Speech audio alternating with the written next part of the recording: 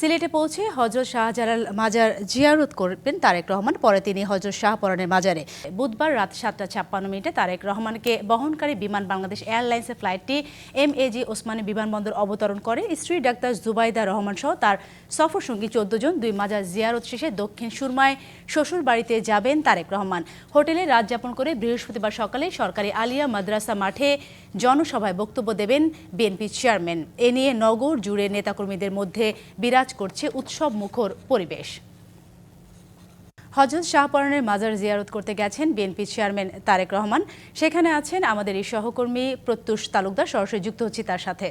প্রত্যুষ, জানাবেন BNP chairman Tarique Rahman তো হযরত শাহপরান মাজারে পৌঁছে গেছেন, সেখানকার পরিস্থিতি এখন কেমন দেখতে পাচ্ছেন? এছাড়া তার নির্বাচনী প্রচারণা সহ তার কর্মসূচি নিয়ে কি তথ্য আছে আপনার কাছে?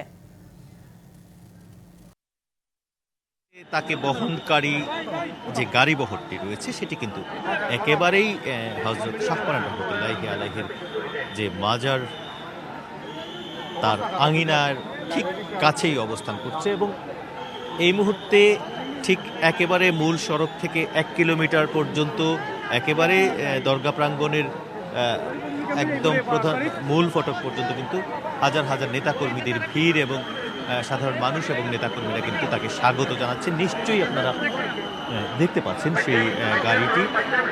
আসলে বিপুল সংখ্যক নেতাকর্মী এখানে উপস্থিত রয়েছেন। এর পাশাপাশি আইন শৃঙ্খলা রক্ষায় পুলিশের পাশাপাশি বিজিবি সহ অন্যান্য বাহিনীর সদস্যরা কিন্তু এখানে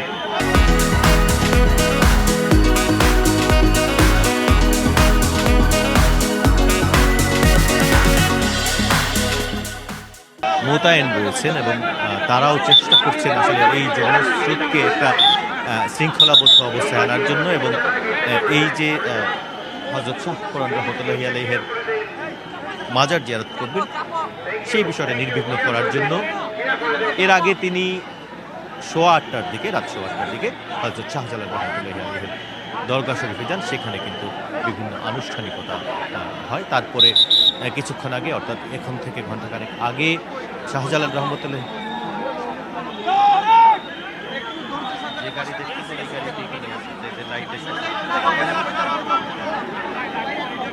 তো নিশ্চয়ই আপনারা দেখতে পাচ্ছেন আসলে তারেক বিএনপি চেয়ারম্যান তারেক রহমানকে